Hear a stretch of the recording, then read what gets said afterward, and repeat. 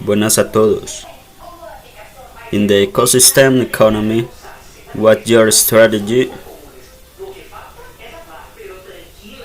When Nestlé was preparing to go mainstream with Nespresso, its single-use espresso capsule, it knew that users would need a machine specifically designed to work with the pod.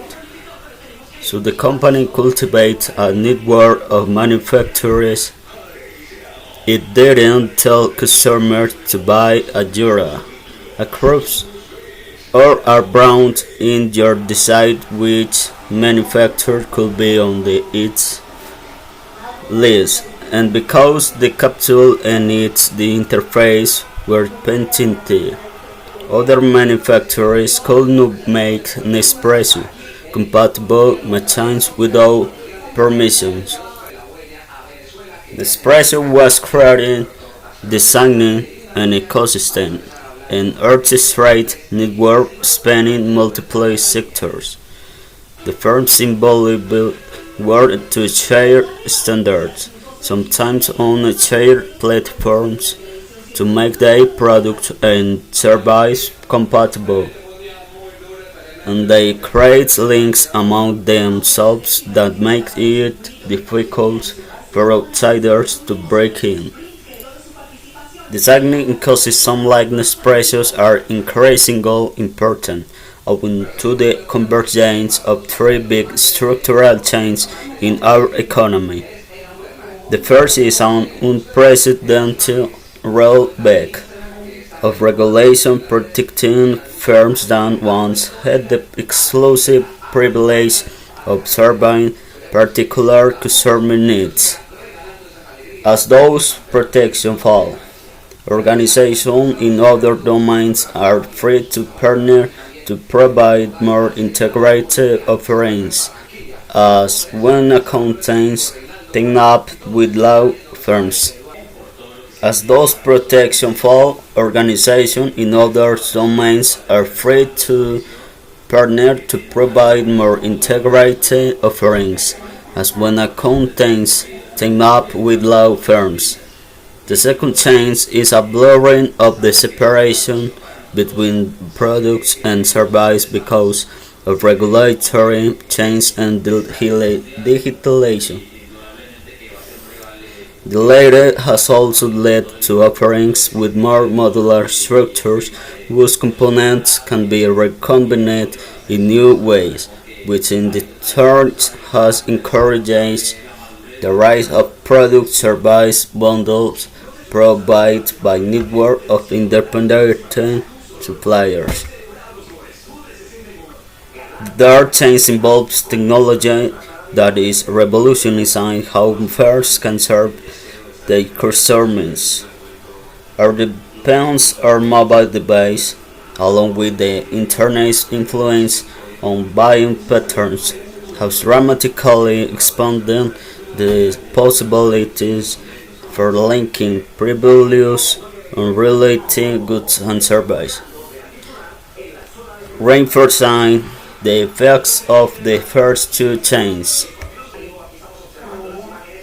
Given this shift, it is less and less likely that single firms can offer all the elements a customer needs, let alone afford to experiment with them. And so ecosystems, especially designed ones, are on the rise. In fact, in a growing number of sectors, the firms and even the industry have ceased to be meaningful units of the strategy analysis. We must focus in days on competition between digitally enabled designing ecosystems that span traditional industry boundaries and offer complex and customizable products service bundles. Traditional strategy frameworks are of little help when designing or participating in such an ecosystem. An ecosystem-focused framework, as opposed to a firm-focused one, needs to answer 5 questions. First, can you help other firms create value? In a ecosystem competition, success is as much about helping other firms innovate as it is about beginning innovating yourself. Companies that have built a successful ecosystem have often done so incrementally broadening the value proposition of their core offering by finding opportunities to apply its features or functionalities to some previous unrelated product or service. Consider Google's Nest, which started by developing a smart digital thermostat that can be controlled remotely. It then added an alarm, thus building a bundle that controls both comfort and security. Nest capitalizing on the possibility of digital interconnection. It created the world with Nest ecosystem, which lets firms innovate by connecting with Nest.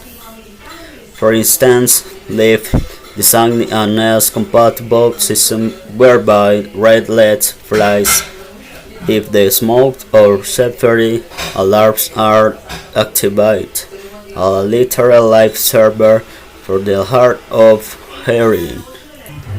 Feedback: the wearable fitness tracker can tell Nest you're awake so that it knows to warm your home. And Mercedes-Benz cars can use GPS to tell Nest to switch on the heat as you arrive. This extension constitutes a value proposition greater than anything Nest could have provided on its own.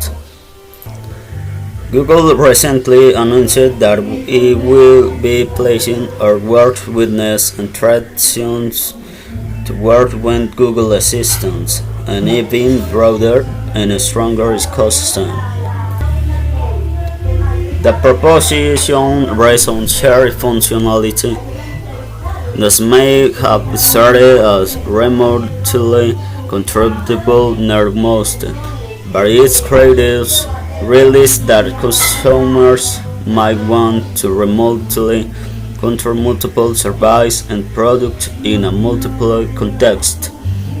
Their understanding pointed the way to possible complementors and Nest gradually migrate to providing remote control for a range of home systems and appliances.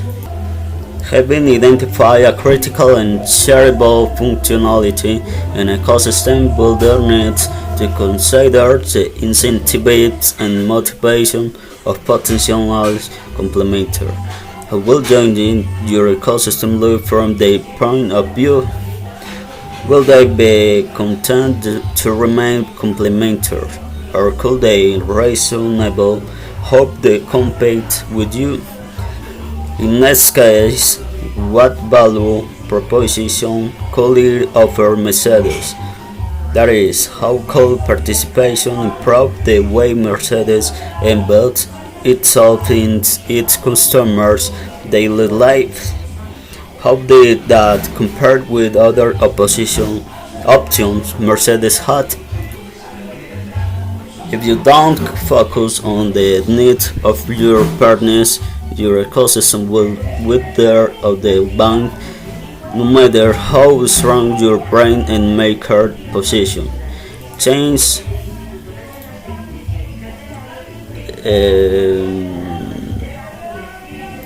Changes are that some other ecosystem builder can offer a better alternative. Nokia's downfall provides a cautionary example. If we thought the firm's Symbian operating system started out as the fast ruler of the mobile telephone space, it was soon eclipsed because Nokia focused on its own narrow needs. Treated as dispensable supply chains, subordinateness, app developers and other complementary jumping type to other Android. 2. What role should you play? Many firms assume they should be the focus and chief architect of any ecosystem they create. That's not necessarily the case. Sometimes you are better off sharing the role of being a complementer. To be the orchestrator and prime mover of an ecosystem, you need a superior product or service that is hard to replicate. This means some combination of IP protection, a large network of users, and strong branding. Nespresso, as mentioned, patent its capsule. The apps powering Uber and Facebook are so user-friendly that those companies very quickly build large user network. And Apple's patents protection and user base are bolstered by a strong brand and large scale, positioning the company to orchestrate pretty much any ecosystem in which it participates. Organizational and cultural factors are also critical. People disagree that orchestrators need agility to respond to new challenges, the humility to understand customers' needs, and the vision to inspire complementers. But to say that isn't necessarily to state the obvious. Consider the impact a single mandate focus on shareholder value and cost control can have a company's ability to demonstrate those qualities. Firms with that focus are often and sometimes rightly accused of favoring the capture of short-term profit over the creation of long-term value and giving the time needed to shape an ecosystem parts into a suitable whole. That orientation could compromise a firm's ability to be an effective orchestrator. A company whose identity is deeply rooted in its technology or management system might also struggle. For example, an obsession with control could get in the way of engaging with entrepreneurial scientists, while a preference for organic, internally generated growth could lead to places with complementary equally protective of their turf. If you lack the qualification to build an ecosystem but have an IP protect product or service that could enter one, your best bet most likely involves attracting the interest of a large company that could buy into or license your idea. If a small-scale HVAC installer had come up with a remotely controllable thermostat, it probably could not have attracted the ecosystem of complementary that Google did. But it could have approached Google with the idea and served it as a complementary while benefiting from licensing revenue. For many medium-sized firms, a key strategy is to embed in many ecosystems. Lyft, for instance, connects with customers through Amazon's Alexa, Google Home, and Apple HomeKit.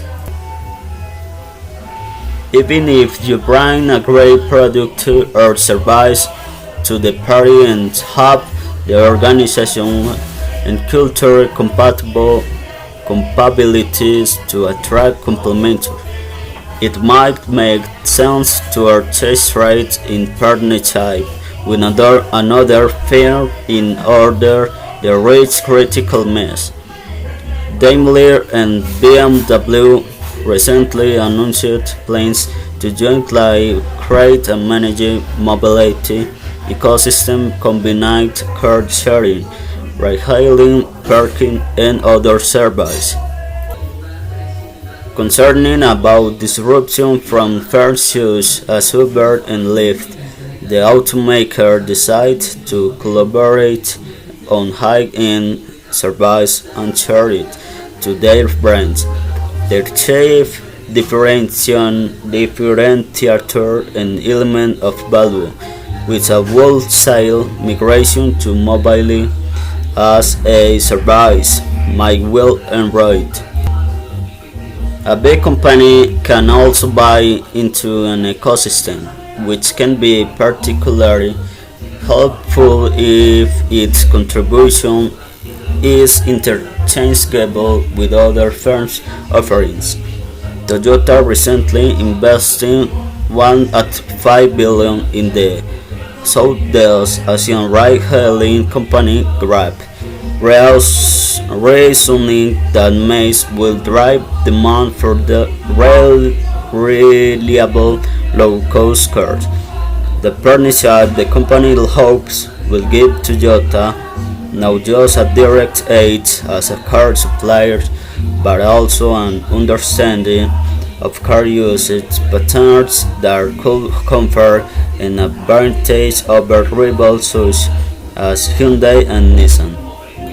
Some note of caution for mainstream firms: even if you are large, you may be vulnerable to disruption from Google, Apple, or other tech giants, and participating in one of their ecosystem as a complementer may have a significant advantage over trying to orchestrate your own, especially when it's hard to assess what combination of product and service will satisfy the final customer, or when the range of potential combination is very broad.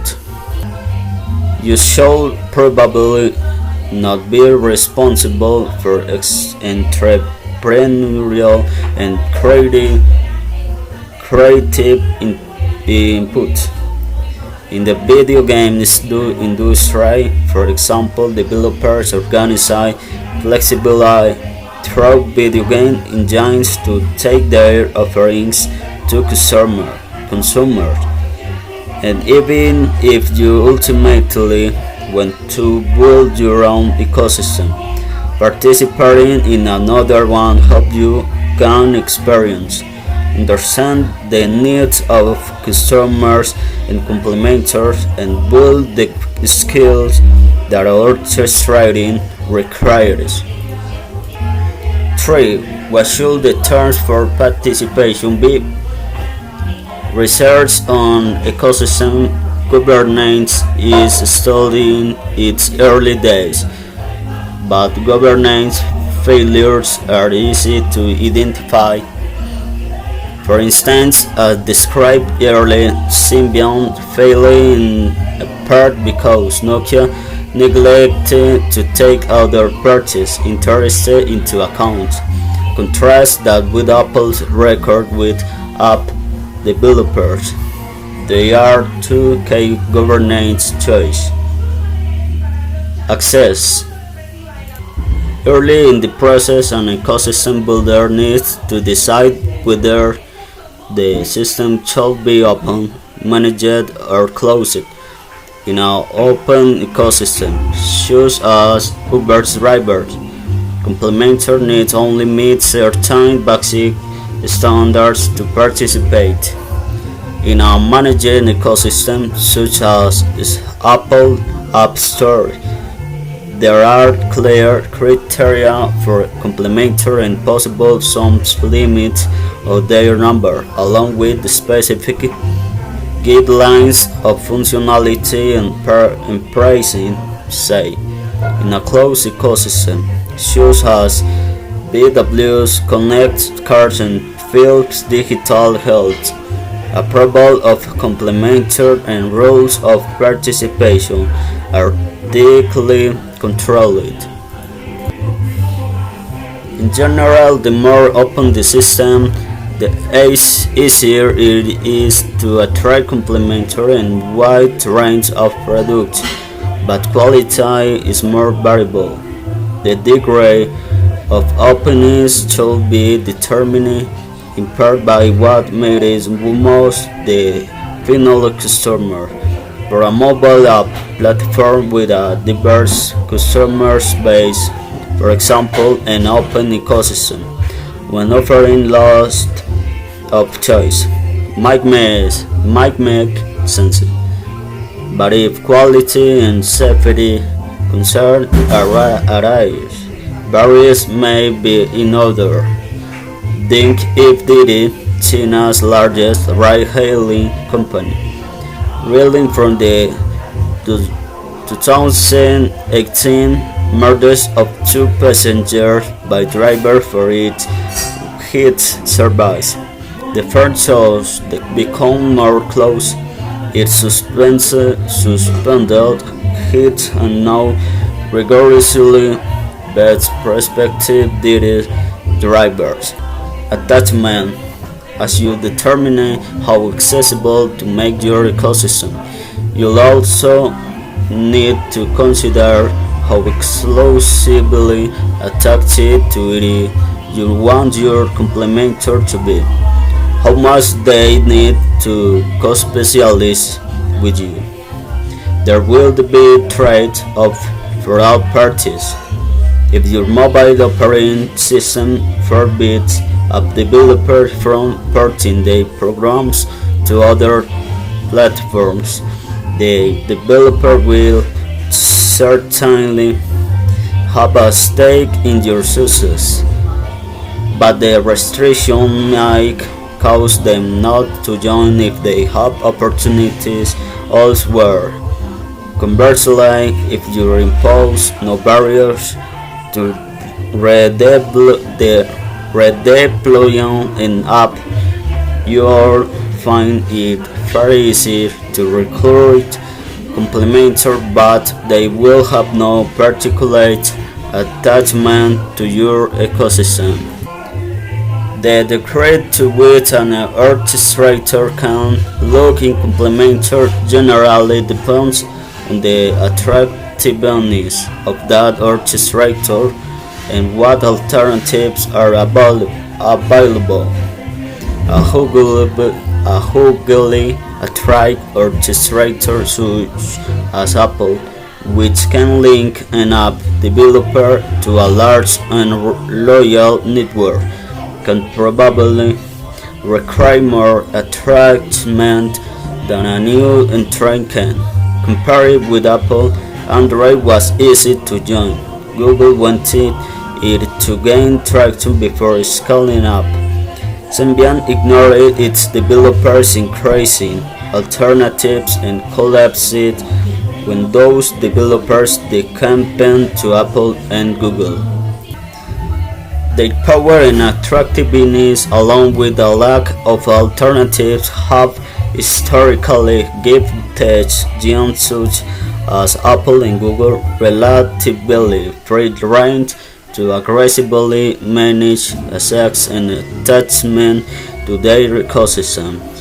But as technologies and attitudes change, these hard-to-change ecosystems are growing more popular.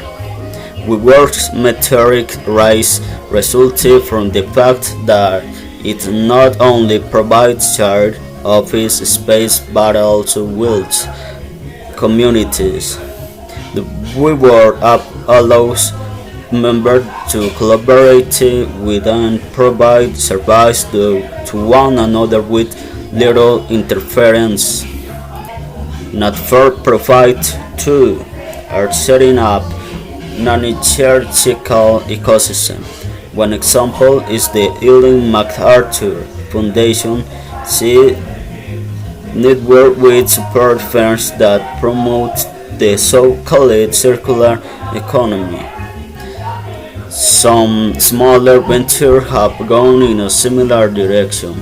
The London-based platform upstarts common objective match up companies in the fashion industry without imposing its own rules of the game.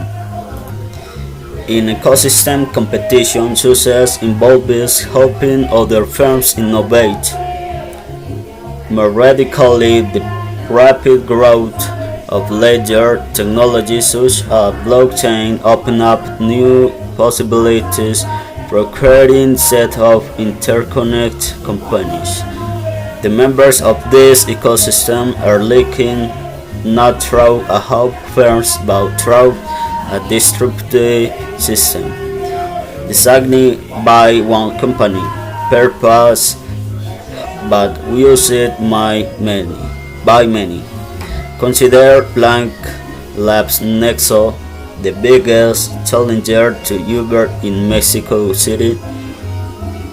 Instead of assembling a fleet of individual drivers who connect with customers through an app, it built an interface that allows taxi companies to band together in a network passengers can choose from, providing the same seamless experience Uber offers but through a decentralized ecosystem. 4. Can your organization adapt? An ecosystem members must be able to quickly adapt because the needs of the final customer, along with the desires and ability of complementary to collaborate, can shift dramatically. Take Nike's full band, an early fitness tracker that connected with other Nike products. After the arrival of Fitbit and another of competing products, Nike discontinued production. The market could easily survey the need it had met, diminishing the value of tracker tied to its own brand. The company also failed to defend its software and became a third-party app, solving what it could through a deal to co-develop a version of the Apple Watch. Like many other traditional vertically integrated firms, Nike was slow to recognize the inevitable, and thus it lost its chance to orchestrate the wearables ecosystem.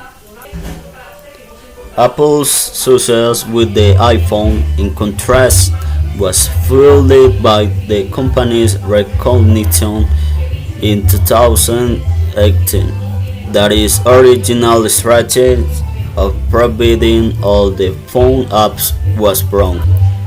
Steve Jobs, who was initially opposed to non-Apple app providers, made an impressive U-turn, creating the iPhone App Store.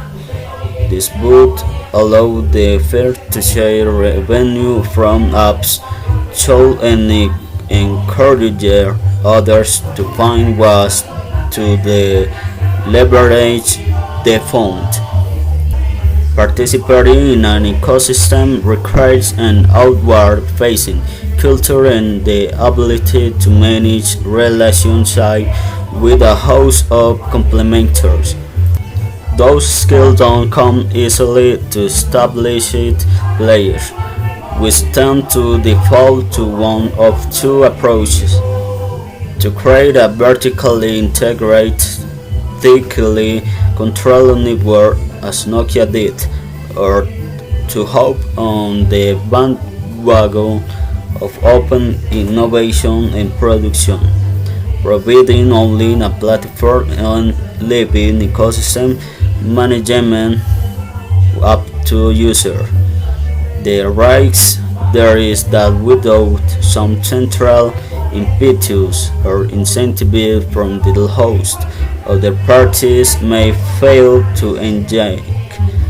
That happened with Watson, IBM's developer platforms, initial developers' enthusiasm did not translate into activity that engagement. There really aren't any default strategy for building an ecosystem. You need to decide carefully where and how to open up and then do so in a way that fits your competitive environment.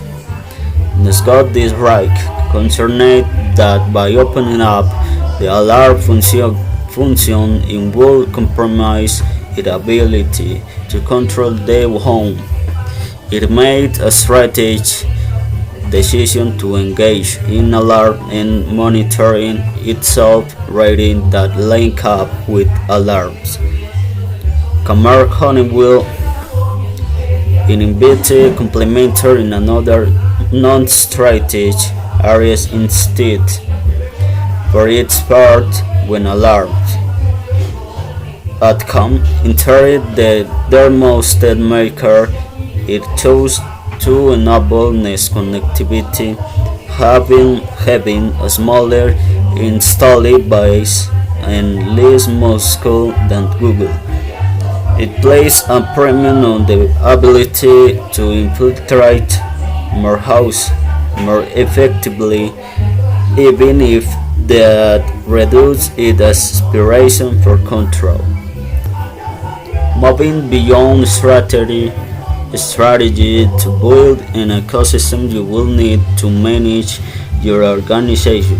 The whole part of it that which currently generates revenue will want to keep innovation under the firm's control and will treat complementary with suspicion, whereas the new part will need to be externally focused.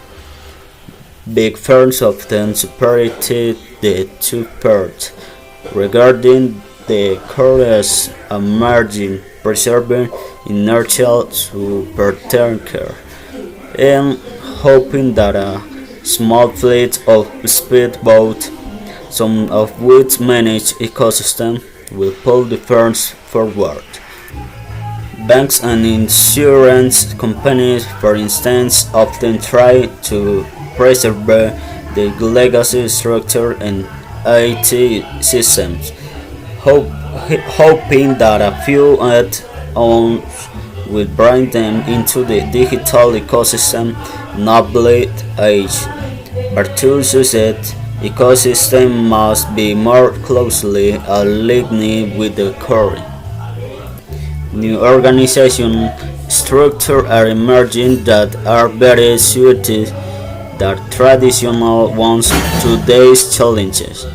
One example is the Chinese manufacturer Haier's Rendenheit model. Haier is organized around independently managed micro enterprise that it may or may not own. It facilitates information and data flows across the micro enterprise and unit, each of which becomes, in a sense, an internal ecosystem with relatively porous boundaries, enabling the firms as a whole to position itself in a broader ecosystem.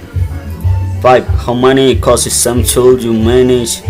Some successful orchestrate manage a number of synergistic ecosystems, each covering a different part of the business and leading to a different path for expansion.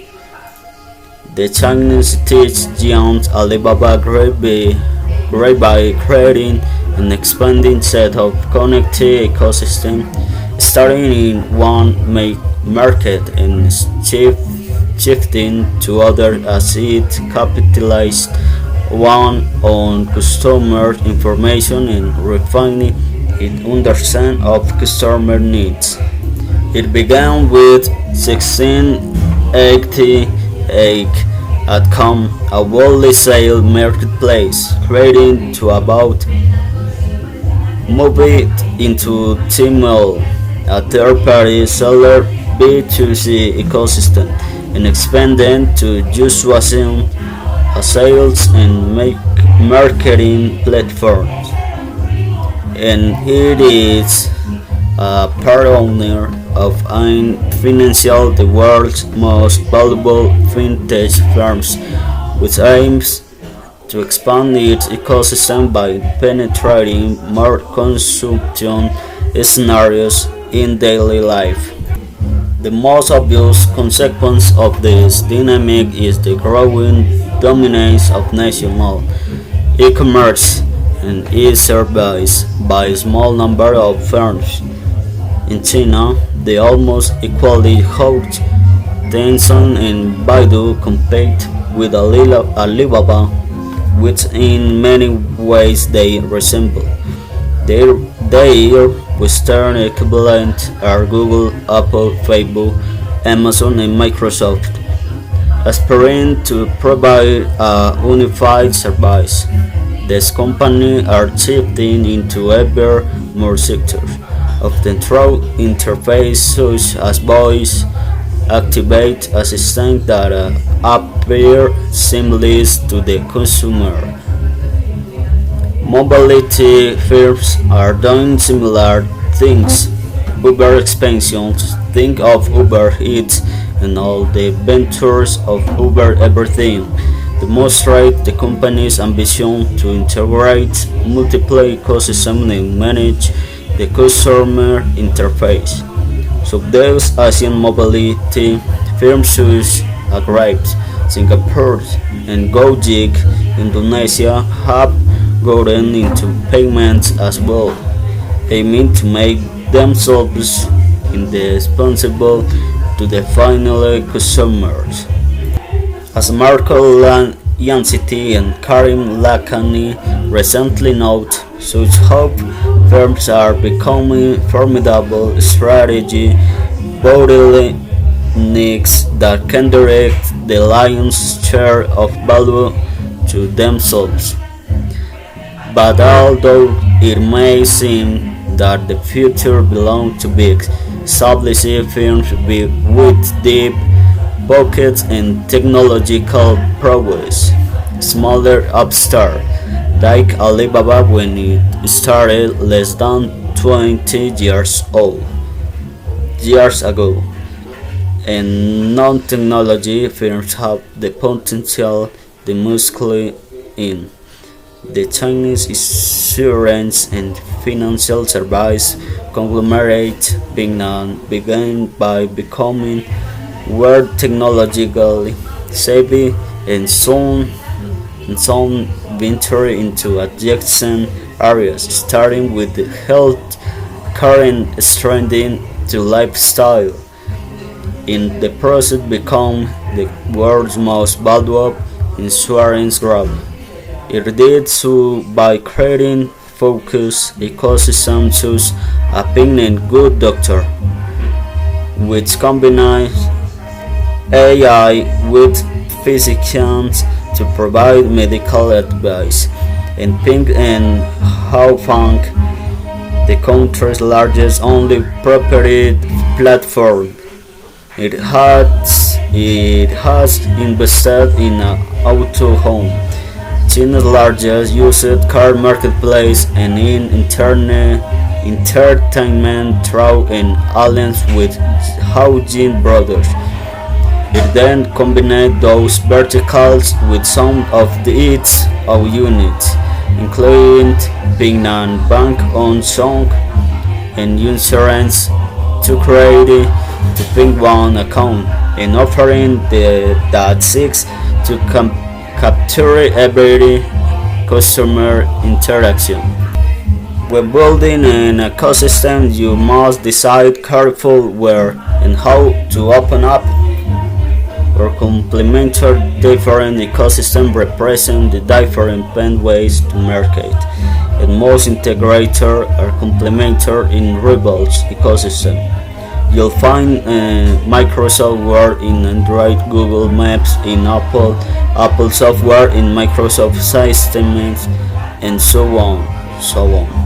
Firms choose to multi-home according to what specific ecosystem allow, the cost of redeploying in other ecosystems, and the benefits of cross-ecosystem customer reach. A firm's role in one ecosystem may drive its participation in orchestration of another, and there is plenty of room for strategy.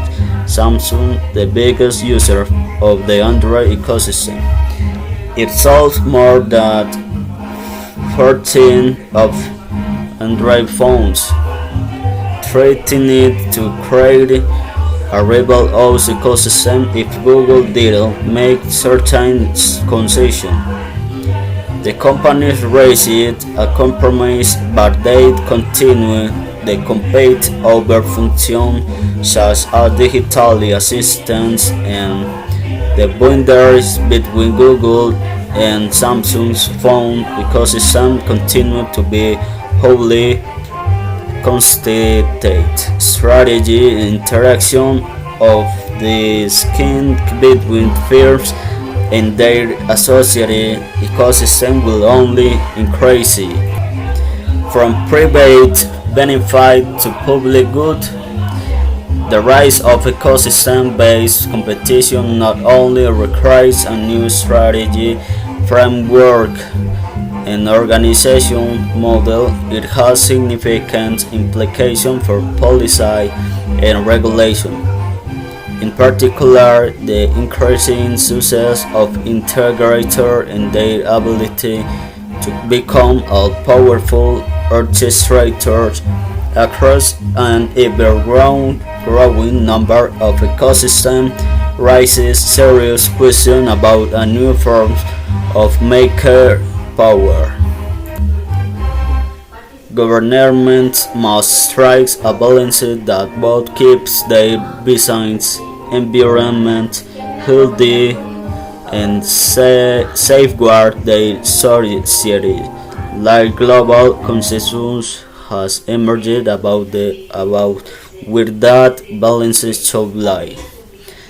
The rapid growth of many Chinese firms has relied on their unfettered ability to access data, while Europe set tight restrictions on that activity. With those limited economic growth in Europe relative to China, maybe, but Europeans may consider the price worth paying given the social benefits of privacy protection. Whatever social priorities they set, all countries will need to change the analytical foundation of competition law, which has long focused on managing the market share of individual firms. As a recent report prepared for the Ukraine Treasury argued, we need to adjust our approach to competition and regulation. In particular, we need to examine the terms of engagement in an ecosystem, how orchestrator and integrator exert their power, what customer data those parties own, and how they interact with complementary. And while there is only one Apple, there are 2 million app developers. The Fate and complementers may have more far-reaching social effect than the high profile for times of an orchestrator will have. And as we contemplate regulatory action, we must consider ecosystem governance roles of engagement and the well-being of the major and de facto weaker complementers. We must also ask whether firms desire to expand their reach and control an increasingly broad swath of activity restrict competition. To that end, the M&A of ecosystem play should be scrutinized. In approaching these challenges, policymakers should avoid the trap of the treating of emerging ecosystems as a commercial monster in need of control. Ecosystem can provide new ways of bridging private benefit and public good. Ideas collapse circular economy's portfolio advise firms in the textile and food sector are reconfiguring their ecosystem to encourage the use of resources and the reduction of waste. Tribes may locally token provides localized digital currency for USA. Downtowns that reinforce connection between residents and tourists on one hand and local business on the other.